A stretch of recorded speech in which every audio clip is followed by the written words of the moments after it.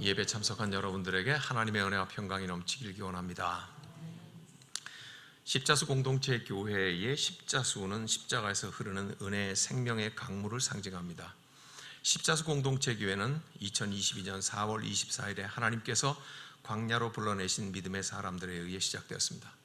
광야에서 이스라엘 공동체를 만나와 메추라기로 먹이시고 불기둥과 구름기둥으로 인도하셨던 그 하나님께서 십자수 공동체 교회를 인도하시는 것을 믿고 따라갑니다.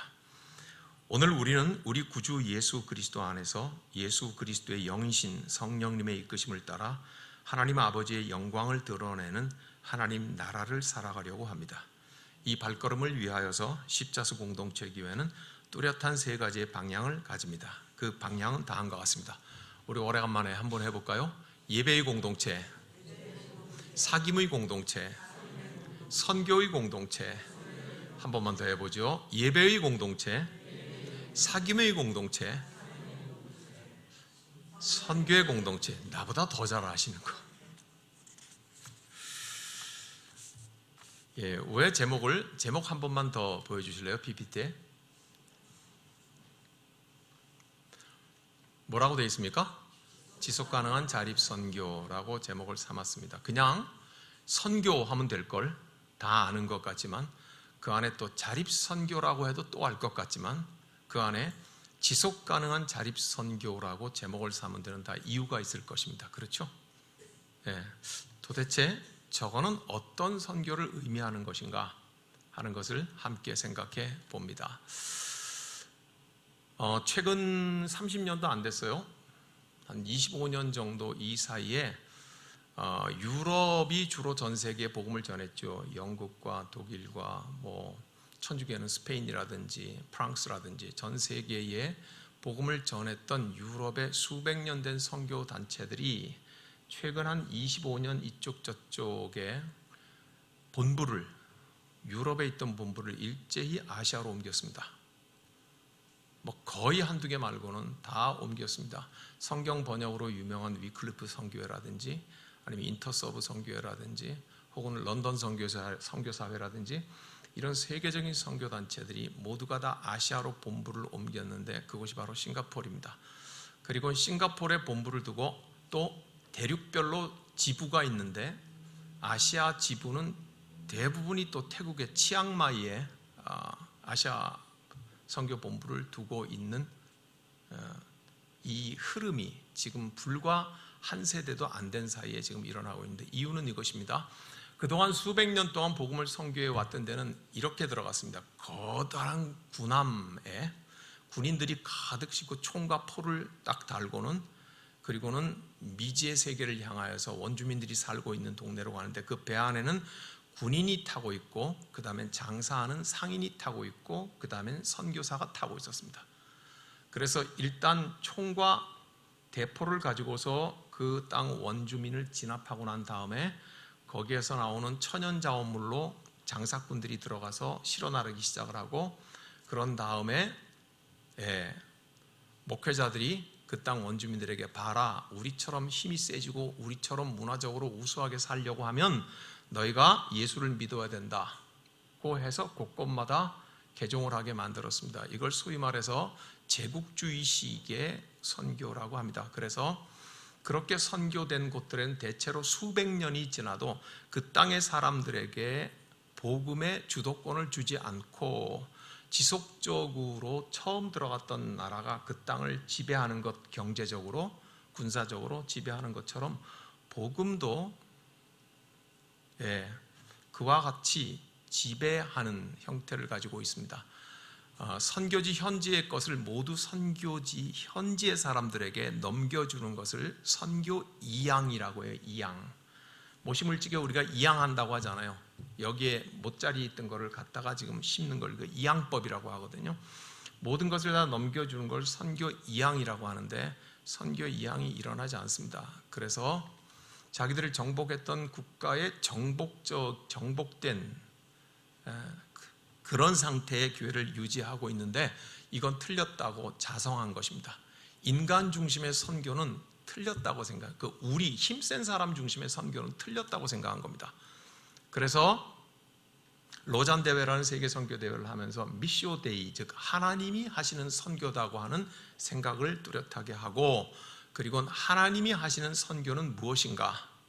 하나님이 비록 사람을 사용하시지만 그 현지에 역사하셔서 현지인들이 교회를 세우고 신앙을 세우고 운영해 나갈 수 있고 번져나가는 일을 하나님께서 하시는 것, 이것이 바로 하나님의 선교라고 생각을 했습니다. 하여 지금은 아시아 복음화의 시대다고 하고, 아시아의 복음화는 하나님께서 하시는 선교여야 된다고 수백 년 된 유럽의 선교단체들이 아시아로 본부를 다 옮겼습니다. 그 선교의 흐름이 완전히 바뀐 것입니다. 예전의 선교는 우리가 더 부유하니까, 우리가 먼저 믿어서 문화적으로 우수하고 우리는 복음성도 있고 성경도 있고 다 있으니까 자, 이걸 나눠줄 테니까 이렇게 하면서 옷도 나눠주고 먹을 것도 나눠주고 교회도 세워주고 세례도 주고 이러면서 교회를 100개 세워서 1000명이 세례를 받았다 하는 이런 식의 쏟아붓기식의 선교가 더 이상은 그렇게 돼서는 안 되겠다고 생각을 한 거죠. 그렇게 하면은 스스로 현지인들이 자생해서 복음이 스스로 힘을 얻는 일이 불가능하다고 본 겁니다. 그래서 현지에 스스로 자립할 수 있는, 이 자립이라고 하는 것은 신앙적인 자립이겠지만 결국 목표는, 그렇지만 삶의 자립부터 먼저 이루어주고 이것이 지속할 수 있는가 하는 문제, 그래서 지속 가능한 자립 선교라고 하는 표현이 나오게 된 것입니다. 이해가 되셨습니까? 그동안 우리가 해왔던 퍼붓기식의 선교는 우리도 많이 했습니다. 익숙합니다. 이것저것 갖다 주고 이것저것 하고 하는 일에 대해서는 우리가 많이 했습니다. 네. 그래서 우리의 젊은이들, 우리의 아이들을 거기에 보내면서 일주일 동안 거기 며칠 동안 머물게 하면서 우리가 문화적으로 우월하다는 것을, 그러니까 우리는 어려운데 나눠줘야 된다고 하는 생각을 아주 각인시켜 주었기 때문에 선교, 그러면 그런 식의 선교만 생각을 하는 것입니다. 미국이 각 교단들이 연합해서 아프리카에 티셔츠 보내기 운동을 했어요. 그래서 미국이 얼마나 부유한 나라예요. 티셔츠를 잔뜩 모아서 아프리카에 다 보냈습니다. 굉장히 어마어마한 양이, 아프리카 사람들은 돈 주고 살 수 없는 중고품이라 할지라도 얼마나 품질이 좋아요. 그것을 보냈습니다. 결과는 어떻게 됐겠습니까? 아프리카 안에서 옷을 만드는 모든 공장을 다 문 닫게 만들었습니다. 이게 좋은 선교는 아니죠. 예. 그래서 우리가 이거를 일컫기를 선교하는 사람들은 빈곤 포르노라고 해요. 보세요, 뭐 마실 물이 없습니다, 먹을 것이 없습니다, 헐벗고 있습니다 하는 걸 막 자극적으로 보여주고, 그리고는 거기에 갖다가 헌금해 달라고 요청하는 거, 이거를 빈곤 포르노라는 게 나쁜 단어이지만 빈곤과 합쳐서 그걸 그런 식으로 갖다가 하는 선교가 지금까지 많이 해온 선교라면 이젠 그렇게 해서는 안 되겠다, 오히려 죽이는 일이라고 생각을 했던 겁니다. 현지인들을 어떻게 하면은 삶의 의욕을 갖게 만들고 나도 예수 믿어야 하겠다고 만들고 스스로 지속 가능한 자립 선교를 할 수 있겠나 하는 것에 대하여서 전 세계의 수백 년 된 가장 앞선 선교단체들이 이런 흐름을 가지고 왔는데, 미안하게도 저도 이걸 싱가포르에 가서 공부를 하게 됐어요. 와, 이런 거대한 변화가 있는데 우리 한국교회는 이 변화를 아예 모르고 있구나. 선교사 파송해가지고 교회를 지었습니다, 200명이 세례받았습니다 하는 거 사진 찍어 보내는 일에만 감격하고 있고, 그 선교지에 이루어진 일들을 현지인들에게 다 이양해 주는 것에 대해서는 생각도 안 하고 있는, 그래서 우리가 그런 일들이 나쁘다는 건 아닙니다. 지난 세대 수백 년 동안은 그런 일들이 필요했기 때문에 하나님께서 허락하시고 했던 것이니 그 일은 어느 정도 계속되겠죠. 그 일은 계속되게 하더라도 이제 우리가 세계 선교의 흐름을, 미시오데이, 하나님이 하시는 그 선교의 방향이 무엇인가 하는 것을 우리 십자수 공동체 교회는 뚜렷하게 해야 될 것이다, 그렇게 생각을 하는 것입니다. 그래서 그 일에 가장 모범적이 된 모델이 될 만한 것을 찾았습니다. 오늘 우리가 함께 나누는 이 내용은 CAMP, 캠프, Center for Asia Mission for the Poor의 약자입니다. 그러니까 아시아 빈곤 선교 센터의 스마일 타워빌, 스마일은 웃는다는 얘기고 타워빌이라고 하는 것은 강제로 쫓겨난 빈민촌이니 그게 얼마나 형편없겠습니까? 그 동네 이름이 멋지게도 타오빌이라고 붙였습니다.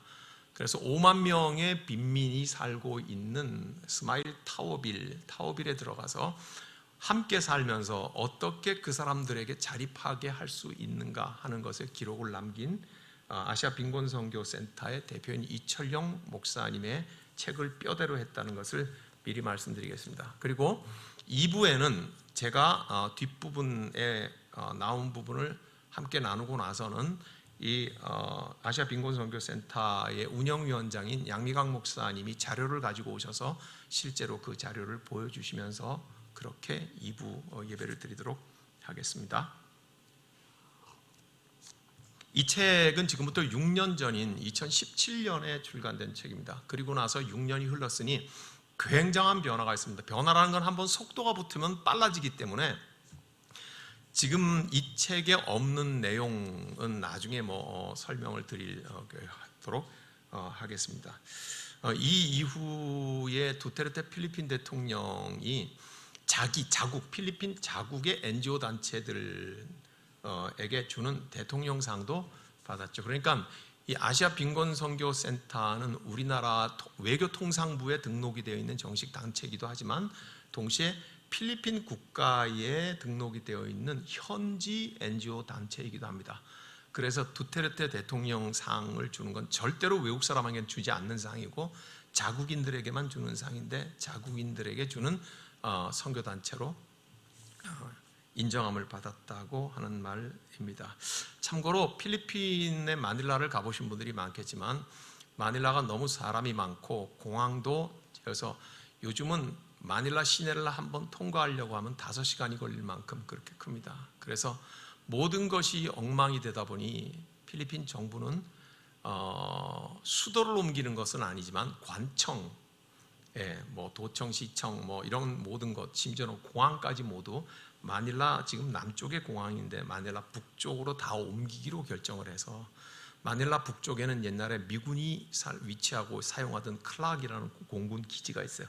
거기가 지금 갖다 공항이 되고 그 지역 북쪽 지역이 딸락이라는 유기농 지역인데 그 딸락 지역으로 모든 청사를 다 옮겨가는 가운데 있습니다. 그런데 아시아 빈곤선교센터가 거기에 유기농 농법으로 한 10만 평 땅을 마닐라 장로교단의 북마닐라 노회하고 같이 협력을 해서 199 있었는데 완전히 그쪽으로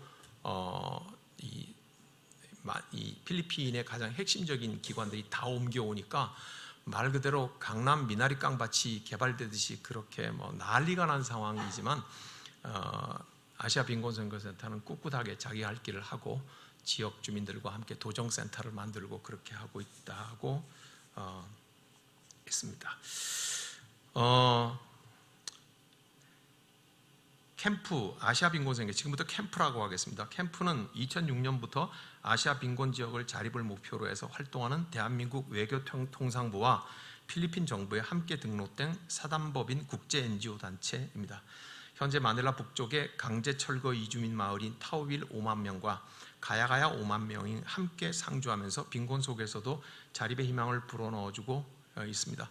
우리가 필리핀 그러면 다 못 산다고 생각하는데 사실입니다. 그렇지만 그 다 못 사는 사람들 가운데 자기들은 보통이라고 생각할 거 아니에요. 그 중에서도 아주 바닥에 사는 사람들의 마을이 타오빌과 가야가야입니다. 자립의 희망을 불어넣어주고 있습니다. 봉제 기술을 가르치고 봉제 공장을 지어 운영하면서 협동조합을 만들어서 현지인들 스스로가 주인이 되어 지속 가능한 자립의 삶을 세워주고 있습니다. 이것이 요즘 국제개발협력 분야에서 대두되는 지역사회가 주도하는 개발, Community Driven Development라고 CDD라고 국제개발협력기구들에서는 그렇게 하는, 그러니까 그 지역사회가 개발을 살아갈 길을 주도하도록 하는 거예요. 그러니까 들어간 선교사들이 이래라 저래라 해가지고 이렇게 하면 잘 살아, 우리는 이미 잘 살기 때문에 당신들 잘 살게 하는 방법을 알고 있어, 이렇게 하는 게 아니다 이 말이에요. 그 지역 사람들이 방법을 알고 있더라도 참고 인내하고 기다리고 그 지역 사람들이 함께 의논하면서 우리가 이걸 하고 싶고 이렇게 가야 된다고 결정하는 일에 도움을 준다 이 말입니다. 캠프는 일찍부터 이런 지역사회가 주도하는 CDD 개발을 실행했음을 뜻합니다. 이것은 지속가능한 자립선교의 바람직한 방향을 우리에게 보여주고 있습니다. 지금 저 뒤에 창문에 붙어 있는 것 잘 보신 분이 있는지 모르겠지만 저게 바로 아시아 빈곤 선교센터가 계절마다 발행하는 소식지입니다. 유리창에 붙어 있는 말입니다. 십자수 공동체 교회는 이제까지의 소모적인 빈곤 선교에서 지속 가능한 자립 선교의 방향 전환을 하는 모범적인 과정의 학습을 이론적으로 또 체험적으로 우리가 직접 선교팀으로 가서 배워보기로 방향을 정합니다.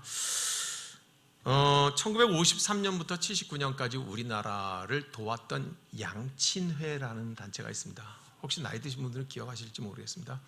미국의 대학생들이 주체가 되어서 한국의 6.25 전쟁 이후에 어려운 가정, 그중에서 고아들이 많잖아요.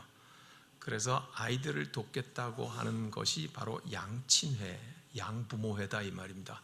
그런데 이 양친회가 한국에 있는 어려운 가정의 학생들, 중학교 가야 되는데 옛날에는 월사감이 있었잖아요. 중학교 월사감 없어 못 가고 뭐 이러는 아이들을 다는 못하겠지만 할 수 있는 한 지정을 해서 그들을 도왔습니다. 그래서 그만 시장에 가서 장사해야 될 사람이 중학교도 가고 고등학교도 졸업을 하고 그래서 목사가 되었습니다. 그런 사람이 바로 아시아 빈곤 선교센터의 대표인 이철용 목사입니다. 그러니까 대체로 아주 빈곤하게 자랐던 사람은 두 가지로 어른이 되어서 모습을 보입니다. 가난에 사무쳐갖고 아주 뾰족하게 돼서 이 세상 모두가 다 에이 이래가면서 아주 거칠게 살아가는 사람이 있는 반면 또 한편으로는 내가 누군가의 도움을 받고 컸으니 나도 어려운 사람을 도와야 되겠다고 하는 쪽으로 나타나는 사람이 있는데 아마도 캠프의 대표는 이런 후자 쪽이어서 빈자들을 섬기는 일에 헌신하게 됩니다. 이 캠프 아시아의 사역의 근본적인 원칙은 이것입니다.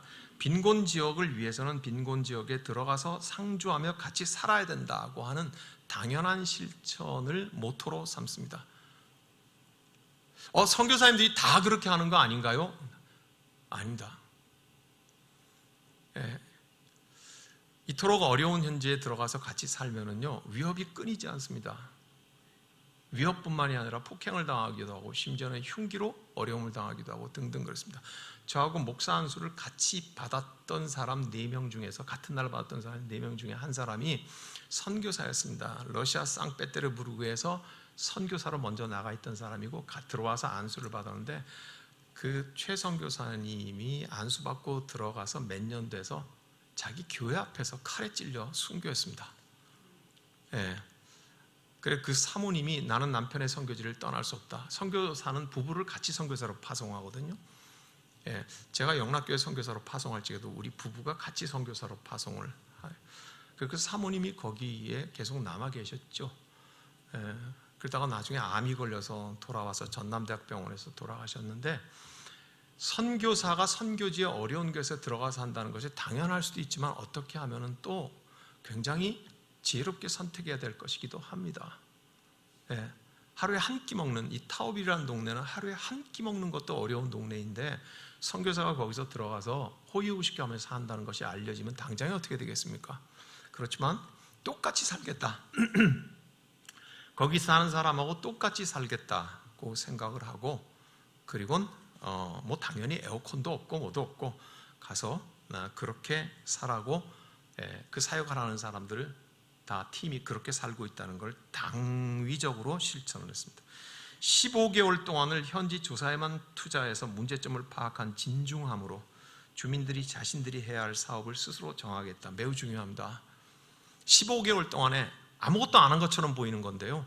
그렇지만 그 지역에 들어가 살면서 그 지역과 전체를 가능하면 모든 사람들을 다 알려고 했고 설문조사를 하려고 했고 그리고 그 지역을 같이 함께 걸어다니고 아침에 같이 일어나고 저녁에 같이 잠자리에 들면서 담 넘어 들어오는 도둑도 만나가지고 설명하고 설득해야 되고 그래가면서 15개월을 그 지역의 문제점이 뭔가 어떻게 하면은 우리가 문을 열고 접근하게 할 수 있는가 하는 것을 진중하게 파악을 하고 주민들과 대화를 해서 스스로 무엇을 하고 싶은가 하는 데 대해서 사업을 스스로 정하게 했습니다. 그러면 그래도 일을 하는 데는 재정이 필요한데 어떻게 했냐? 요즘 하는 말로 사회적 자본이라는 게 있습니다. 물론 첫째는 교회들의 후원입니다. 여전히 선교회 사역인의 교회들의 후원이 첫 번째이지만 그 다음에 두 번째로는 소셜 캐피탈, 즉 사회적 자본이 동원되었습니다. 예컨대 한국에 있는 함께 일하는 재단, 또 기업들의 사회 환원해야 되는 재단 비용들, 그 다음엔 현재 있는 필리핀 교단과 교회, 그 다음엔 필리핀 국립대학교 지역개발학과, 그리고 현지에 이미 있는 현지인들의 NGO 단체, 그 다음엔 우리 한국에 있는 공대 교수들끼리의 모임이 있고요. 그 다음에는 뭐 여러 환경학자들끼리의 모임이 있고, 이런 분들에게서 적정 기술, 적합한 기술을 받아서 타오빌에 게스트하우스를 4층짜리를 지었는데 그 건물에 에어컨이 하나도 없어요. 그래도 통풍이 잘 되고, 그 다음에 거기에 봉제 공장을 지었는데 그 봉제 공장에도 에어컨이 없어요. 자연 환기를 하고, 이런 것들은 다 한국에 있는 대학 교수들, 역학을 전공하고 공학을 전공한 교수들의 자문 그룹들을 이용을 하고, 그리고 코이카라고 하는 우리 한국에서 제3세계를 돕는 그런 봉사단을 파송을 합니다. 그래서 우리 사업 계획이 무엇이다, 이런 것을 하고 싶다고 제안을 해서 그 제안이 받아들여지면 코이카의 봉사단원을 5명을 보내서 1년 동안 함께 하기도 하고, 이런 여러 가지 것들 다 합쳐서 사회적 자본이라고 해요. 사회적 자본이라고 해요. 지금까지는 어떻게 생각하면, 예컨대 우리 교회가 파송을 한 선교사는 우리 교회에 후원하는 후원금만 가지고 교회를 개척하고 뭐하고 어린이집도 하고 이제 그렇게만 생각을 했잖아요. 그죠? 근데 그런 문제가 아니라, 우리 교회가 파송을 한 사람이라 할지라도 우리 교회도 후원을 하지만은 사회적 자본 전체를 연결을 해 가면서, 하루아침에 되는 건 아닙니다. 하루아침에 되는 건 아니죠. 이런 일들을 해 가면서 동원을 했다. 그리고 나서 내부적으로 문제 아닙니까? 내부적으로 함께 일하는 사람들의 계속적인 조직의 역량 강화 전략을 실행하는 거예요. 필리핀 국립대학의 지역개발학과 학생들과 함께, 나나이는 필리핀 말로 어머니라는 말입니다. 아낙이라는 노래가 유행했었죠. 아낙은 아들이란 뜻이고요, 나나이는 어머니란 뜻입니다. 그래서 엄마들, 그래서 보통 나나이 하는데, 이 나나이들에게 면담을 하고 봉제센터의 자치 조직의 필요를 설명하고 역할을 맡기고, 필요한 교육 내용이 무엇인지 함께 의논하고 역량 강화를 위한 교육을 실행하고, 물론 봉제센터를 만드는데도 철저하게 그 지역 사람들과 같이 여기서 뭘 하면 좋겠는가, 구멍가게를 하는 게 좋겠는가, 아니면 필리핀 사람들이 아침마다 먹는 반티살이라고 하는 조그마한 모닝롤이 있어요. 그건 필리핀 사람들이 거의 다 아침으로 거의 대부분이 먹는 것인데, 그거를 만드는 게 좋겠는가, 아니면 무엇을 하는 게 좋겠는가 하고, 현지에 있는 그 마을, 빈민 마을에 나나이들하고 계속 끊임없이 대화를 하고, 끊임없이 뒤에도 나오지만, 그런 걸 보면은요, 아시아 빈곤생교센터 캠프 아시아는 굉장히 짜증나는 단체예요. 현지인들이 볼 적에는 그냥 빨리 팍팍 쌀을 좀 주고, 빨리 뭐 옷도 주고 좀 돈도 주고 이랬으면 좋겠는데, 무엇이 필요하냐 묻고, 그게 왜 필요하냐 묻고, 얼만큼 주어야지 되겠느냐고 묻고, 계속해서 본인들이 응답하기를 요구하고, 그래서 충분히 설명이 됐다고 싶으면은 그 일을 같이 가고, 이렇게 하니까 캠프아시아가 지금까지 해왔던 방식하고 너무 다르다고 하는 것을 느끼게 되겠죠. 그래서 내부적으로 계속해서 조직의 역량 강화를 하는데, 캠프의 원칙이 있습니다. 이 캠프의 원칙은 뭐냐면, 그 지역 안에서 조직을 이루는 것이다. 바깥에 변호사도 있고, 바깥에 뭐 군수도 있고, 바깥에 뭐 국회의원도 있고, 바깥에 조직에 훌륭한 사람들이 많으니까 이 조직을 해가지고 그 사람들로 이 마을을 돕게 하고, 이런 식으로 안 하겠다 이 말입니다. 그렇게 안 하겠다 이 말이에요. 그 마을, 현지 마을 안에서 조직을 한다요. 그럼 조직은 사람이잖아요. 그러니까 결국 그 마을 사람들을 가지고서 조직을 하겠다는 것이고, 그리고 그 사람들 안에서 리더를 만들어내고 성장시키겠다고 한 거고, 그 다음엔 그들 스스로 선택하는 일을 하고자 합니다. 하는 것이죠. 어쩌면 이렇습니다. 우리 교회 안에 실행위원회를 구성을 할 적에 각 우리 교회 기관들마다 이명식 추천해달라고 하고 모든 조직이 다 추천해달라고 그렇게 했습니다. 만나팀을 구성하는 데에도 각 남녀 선교회에서 여성교회는 2인씩, 남성교회는 1인씩 모두가 다 추천을 해달라고 했습니다. 그리고는 갖다 말하지 않는 분위기, 모여서 회의하면 토론하지 않는 분위기에서 계속해서 말을 해야 된다고 말을 하고 앞으로도 더 이런 일들은 진행이 될 거라고 했습니다. 우리도 아직 익숙하지는 않지만 이런 일들을 계속해 나갈 적에 어느 사이엔가 우리 스스로의 힘이 생깁니다. 예. 그래서 캠프 아시아는 이렇게 현지 지역 안에 조직을 이루고 그 안에서 리더를 성장시키고 그들이 선택한 방법으로 일을 하게 한다. 자, 이제 그러다 보면 그 지역 주민들이 주인이 되는 일이 이제 생겨야 되지 않습니까? 그래서 이분들에게 물었습니다. 무엇을 하면 좋겠냐고, 뭘 원하면 좋겠냐고. 여러 가지가 원함이 있었지만 재봉틀 한 대만 있으면은 그거 가지고 살겠다는 의견들이 여러 가지 있었어요. 15개월 동안 설문조사를 했으니까요. 그래서 재봉틀 한 대를 그 집에 사주는 걸로 끝내는 건 아니다고 모여서 또 의논을 했습니다. 그럼 재봉틀이 만약에 15대가 있다고 하면 어떻게 하면 좋겠냐? 15집에 나눠주고 끝내야 되냐? 그러면 일단 그 지역에 불공평의 문제가 있잖아요. 누군 사주고 누군 안 사주고의 문제. 스스로 나나이들이 이 일을 어떻게 해결할까 한번 의논하라고 했어요.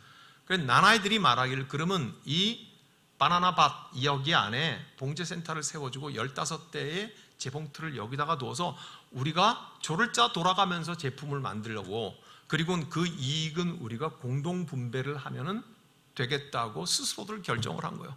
좋아요. 그러면 그렇게 하겠습니다. 그리고는 2013년도에 바나나밭 3,300평, 100평만 살려고 했는데 3,300평을 땅 주인이 팔라고 말을 하면서 이 캠프아시아의 말을 듣고 내가 싸게 팔겠다고 말을 해서 빚을 내 가지고 구입을 했죠. 그래서 여하튼 동산에 3,300평을 이제 밀어버리고 그리고는 거기에다가 이제 봉제 공장을 먼저 만들었죠.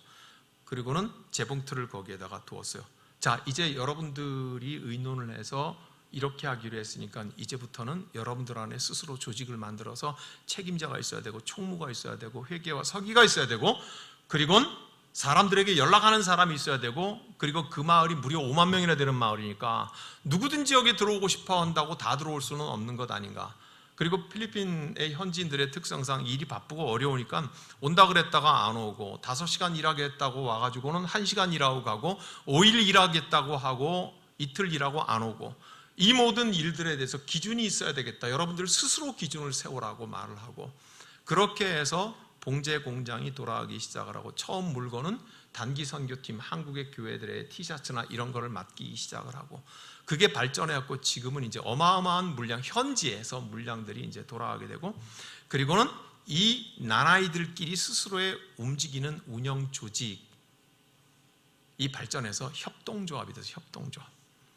그래서 아예 거기에 협동조합을 만들어서 그러니 누가 돼요? 주인은 본인들 스스로가 주인이 되는 거죠. 그래서 그렇게 하고 나가지고 1년에 한 번씩은 아예 자체 패션쇼를 하는데 모델들도 나나이들이 자기들이 하는 옷을 입고 그리고 하는데 뭐 성황을 이룬다고 그렇게 봉제센터의 기념일에 열린 패션쇼의 모델은 나나이들이 직접 담당하게 하는 등의 철저한 지역 주민들의 주인이 되도록 하였다. 어쩌면 캠프는 빈곤 마을의 주민들에게는 귀찮은 단체였다. 뭐 하나도 그냥 주는 법이 없었고 생각과 의견을 끊임없이 물어보고 자꾸 지역의 삶 속에 둥지를 틀고자 했다. 그러나 어느 순간이 되면서 주민들은 자신들의 삶의 보금자리를 펴낸 캠프를 망망대해에서 만난 작은 빗줄기로 표현하기 시작했고 진정한 소통이 시작이 되기 시작했다. 그러니 그 과정 속에 이 스마일 타워빌에 보면은요 가만 안 두겠다 위협하는 사람, 두드려 부수는 사람, 남편을 동원해서 애매기는 사람, 협박하는 사람, 별의별 사람들이 다 있었는데 그걸 꿋꿋이 견디면서 마침내 어느 지점이 되니까 모두가 다 캠프아시아가 진정으로 우리하고 같이 일을 하고 싶어 하는구나 하는 것을 알기 시작을 하게 되었다. 그때부터 힘이 붙어간다는 말이죠. 그죠? 예, 옛날에 통돌이 쓰레기 있잖아요. 통돌이 세탁기. 요새는 다 뭐 옆으로 드럼통 하지만은 그 통으로 되어 있는 그 세탁기 안에 잔뜩 빨래를 넣고 물을 넣고 하이타이를 집어넣고 돌리면은 밑에서 모터가 윙 돌아도 위에는 안 돌아요, 그죠? 예. 밑에서는 정신없이 도는데 위에는 안 돌다가 나중에는 마지못해 내가 돌아준다 까짓 거 그러듯이 서서히 돌기 시작을 한다, 그죠? 그렇게 하다가 어느 순간인가 되면은요, 확 빨리 돌죠. 근데 그때 손 집어넣으면 손이 다칠 만큼 빨리 돌잖아요, 그죠? 그 다음에 또 봉이 딱 멈추고 반대로 돌죠. 그 반대로 돌아도 너는 반대로 돌아, 나는 내 돌던 데가 있으니까. 그리고 위에는 그냥 반대로 또 계속 돌고 있죠. 그러다가 느려지다가 멈춰. 그러다가 또 에이 그러면 뭐 네가 오는 대로 돌아주지, 봉이 원하는 대로. 그걸 또 조금씩 돌아. 그러다가 나중에 또 그 속도만큼 돌아. 이걸 반복하면서 빨래가 제대로 되는 거죠. 그러니까 바로 이와 같은 일들이 지속가능한 자립 선교에 무한한 에너지가 들어간다고 하는 것을 우리에게 보여주고 있습니다. 그런 다음에는 이게 어디 좋은 일만 있겠습니까? 나나이들이 협동조합을 만들어서 스스로 운영을 하는데 한계가 있지 않겠어요? 스스로 다툼도 있고 갈등도 있고 뭐 자리 다툼도 있고 명예 다툼도 있고 뭐 그렇지 않겠어요? 그래서 스스로의 한계를 부딪혔을 때 그것을 이기게 해주는 것이 굉장히 중요하고, 또 캠프 자체도 다른 기관과 경쟁하고자 하는 마음이 없는 거예요. 더 많은 깃발을 꽂고 더 많은 후원금을 받고 더 많은 사업을 늘려야 한다는 그런 목표도 세우지 않았어요. 타워비를 변화시키기 위해서 집중하는 것이 캠프 아시아가 나아갈 방향이고 목표였어요. 그러니 캠프 아시아의 경쟁 상대는 결국 우리 스스로의 한계를 이겨내는 것이다.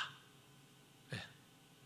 선교지에 가면은 안 좋은 얘기를 해서 미안합니다만은 선교사들끼리 팀킬을 해요. 팀킬. 이게 무슨 말이냐면 삼성의 핸드폰이 좋은 게 나왔어요. A라는 게 나왔는데 한 달 뒤에 B라는 게 같이 나오네. 근데 이게 두 개가 비슷해. 그러면 이 두 개가 서로 나누어서 팔리겠죠? 두 배가 팔리는 게 아니라.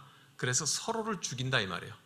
서로 판매하는 걸 깔아먹는다. 이거를 같은 팀인데 킬, 죽인다고 하는 말이에요. 그러니까 선교사들끼리는 복음을 위해서 같은 팀이잖아요.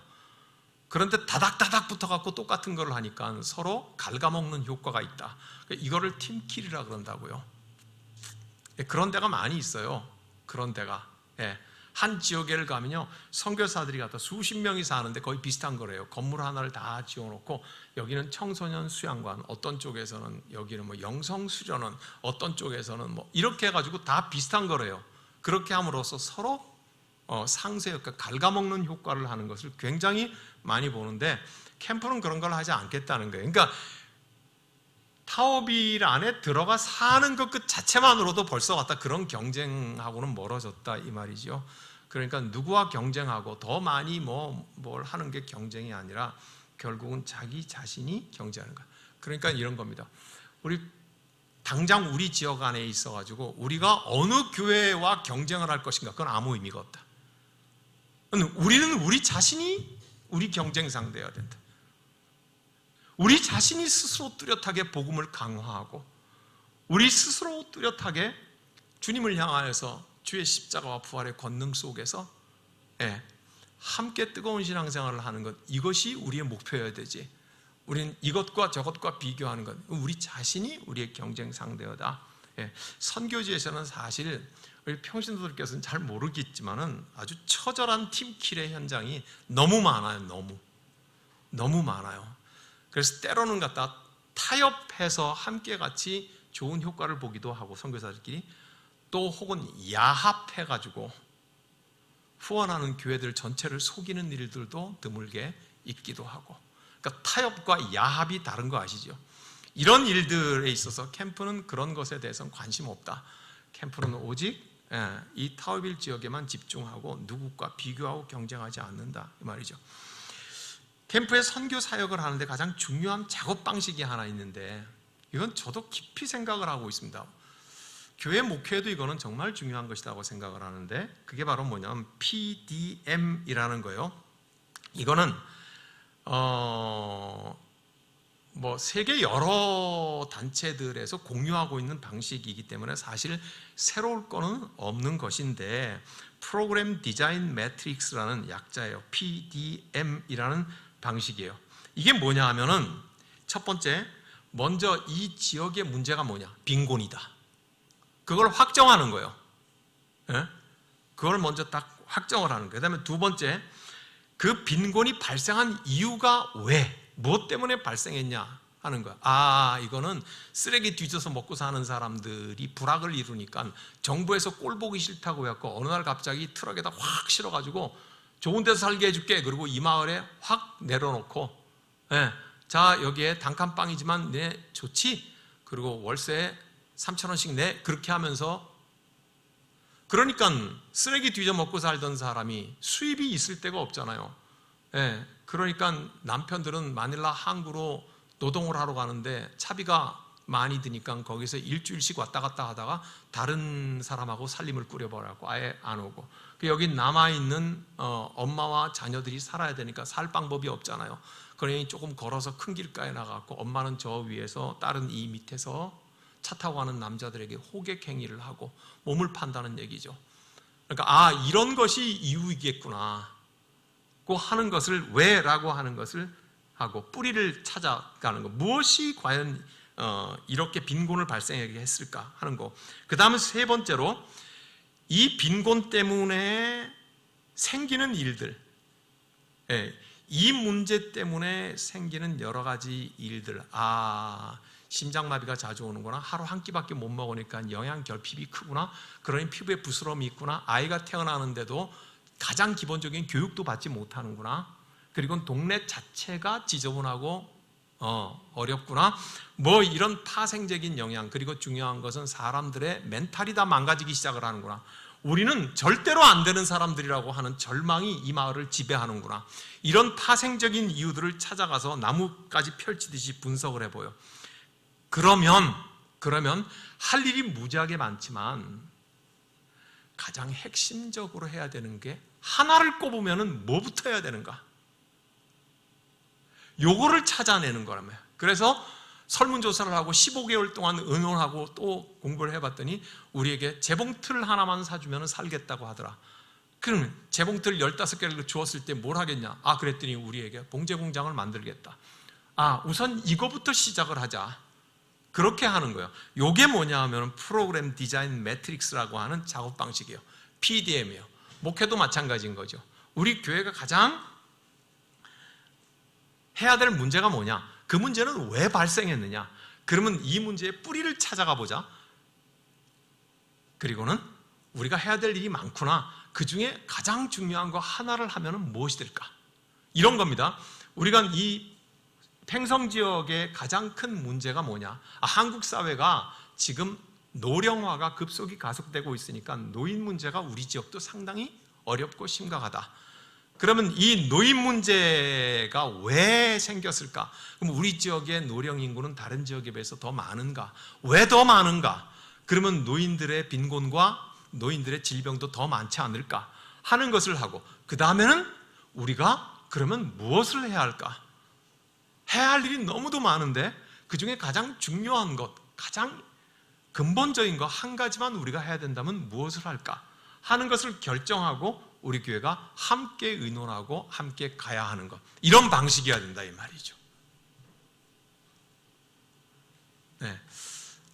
선교지에서 이제는 건물 갖다가 뭐 어쨌든 후원 받아가지고 지어놓고, 그 다음엔 악기도 주고 찬양하고 뭐하고, 그러니까는 현지인들 너무 가난한 사람들이니까 자꾸 교회로 오겠죠. 지금까지 그렇게 했잖아요. 그래서 갔다가 설교하고 예배하고 세례받게 하고 하는 방식도 좋았는데, 이제는 그것보다 끊임없이 우리가 쏟아붓기만 하는 방식이 아니라 이 사람들 스스로가 어떻게 하면 살 수 있다고 하는 용기를 가지고, 그리고 그 사람들 스스로가 우리도 할 수 있다고 자치 조직을 만들고 그 가운데 리더들이 나오고, 그리고 그 사람들이 그것을 스스로 지속해 갈 수 있느냐 하는 것은 뭐예요? 완벽한 선교 이양이잖아요. 완벽하게 넘겨주는 거잖아요. 그죠? 이 방식을 우리가 해야 되겠다. 그러니까 이런 것이 뭐냐 하면 제일 처음으로 돌아가서 이렇습니다. 제일 처음으로 최근 25년 사이에 수백 년 된 유럽의 선교단체들이 그동안의 제국주의적인 선교, 우리가 끝까지 주인 노릇하는 선교는 이건 옳은 방식이 아니다. 이제 아시아 선교는 아시아 사람들 스스로가 복음과 교회를 세우며 하나님께서 거기서 역사하셔서 우리가 스스로 신학교를 세우고 스스로 목회자를 만들어내고 스스로 이 지역이 살아날 수 있도록 하는 흐름이어야 한다고 생각을 하고 모든 본부들이 다 아시아로 와서 아시아 선교의 시대, 지속가능한 자립선교를 시작하는 흐름이 이렇게 바뀌어야 된다 이 말이죠. 그러면 그동안 수백 년 동안 우리가 익숙하고 쉽고 다 잘한다고 해왔던 방식을 하루아침에 우리가 새롭게 훈련하는 것이 이게 결코 쉬운 일이 아니다. 예? 제가 이 지속가능한 자립선교를 가지고 중국 산동성에 있는 제하고 신학교 동기하고 통화를 했어요. 그때 이미 그 선교사님은 중국 산동성의 18년차 선교사였어요. 지금은 중국에 의해서 일제히 다 쫓겨났지만 중국에 있는 한국 선교사는 다 쫓겨났어요. 아예 다 중국이 쫓아냈죠. 근데 그 18년차 선교사님의 어린이 사역을 주로 하고 있고 뭐 이런 어린이 문화 사역을 하니까 그래야지 중국에서 견딜 수 있었으니까 이런 얘기를 했어요. 이런 얘기를 하면서 그래 김 선교사도 이렇게 저렇게 해서 지속 가능한 자립에서 그 마을을 살리는 걸 뭘 생각을 해보지 않아요. 그러니까 다 듣고 있다가 뭐라고 말을 하냐면 이렇게 말해요. 그럼 나보고 지금 돈 벌라는 얘기냐? 그렇게 얘기를 해요. 지속 가능한 자립 선교라는 말을 모르지는 않았을 거라고요. 노련한 선교사인데, 그죠? 그 저하고 설명을 충분히 다 하고 나니까 내가 말을 잘못했든지 아니면 그분하고 초점이 안 맞았든지 지금 제가 하는 말을 여러분들이 이해 못 하시겠어요? 다 아시겠죠? 그죠? 예. 네. 이런 뼈대를 제가 얘기했죠. 그랬더니 뭐라고 하느냐. 그럼 지금 나보고 일해서 돈을 벌라는 얘기냐. 이렇게 얘기를 하더라고요. 그러니까 이 말이 굉장히 어려운 말입니다. 여러분은 지난 2주간 어렵다고 생각을 하시는, 예, 어려운 줄 압니다. 그래서 더 잘 집중해 주셨고 하나님께서 우리에게 이해해 주셨다고 차츰 이해하게 할 것이라고 또 믿는데 사실은 어쩌면 여러분 선교기 때문에 만만하다고 생각하지만 오늘 이 3번째 주일에 지속가능한 자립선교가 사실은 가장 어려운 것입니다. 모두가 다 알아듣기 쉬운데 그게 뭔지에 대하여서 막상 우리의 손과 발의 현장을 가지려고 하면 잘 안 되는 거예요. 그게 지속가능한 자립선교인 것입니다. 중요한 것은 처음과 마지막에 했던 것을, 이제 말씀을 마치겠습니다. 처음과 마지막에 했던 것을 다시 한번 반복하면 이렇습니다. 이제 끝까지 복음을 전하는 사람, 유럽의 힘을 가지고 부유함을 가진 사람들이 복음을 어떤 방식으로든지 전했고, 그렇지만 수백 년이 지나도 현지는 자립하지 못하고 우리가 주인 노릇하는 그런 방식은 이제 아니다. 그럼 지금부터 어렵더라도 현지인들이 스스로 삶의 의욕을 가지고 복음을 받아들일 수 있도록 문을 열고 세워주고, 그래서 처음 단계에서부터 선교지 자체를 이양하고 당신들이 주인이라고 만들어주는 방식의 선교가 지금부터 해야 되는 선교이다. 그러니 지금까지 해보지 않은 것, 지금까지 걸어오지 않은 길을 가는 선교가 얼마나 쉽지 않겠어요, 그죠? 그렇지만 우린 이것을 해야 한다. 이것을 해야 한다. 이게 바로 우리 십자수 공동체 교회의 선교의 방향이다. 기도하겠습니다. 주님, 은총을 감사합니다. 먹을 것을 우리가 어려운 선교의 현지에 나눠줄 수도 있습니다. 많이 나눠줄 수도 있습니다. 힘 닿는 데까지 할 수도 있습니다. 그렇지만 그들을 스스로 살아나게 하는 것은 우리가 할 수가 없습니다. 주님, 저들을 살려주시옵소서.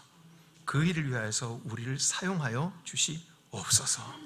하나님 아버지, 우리 십자수 공동체가 가야 할 지속가능한 자립선교의 방향, 주님 이끌어 주시옵소서. 주님, 우리 모두에게 다 이 일에 뜨거운 가슴이 되게 하여 주시옵소서.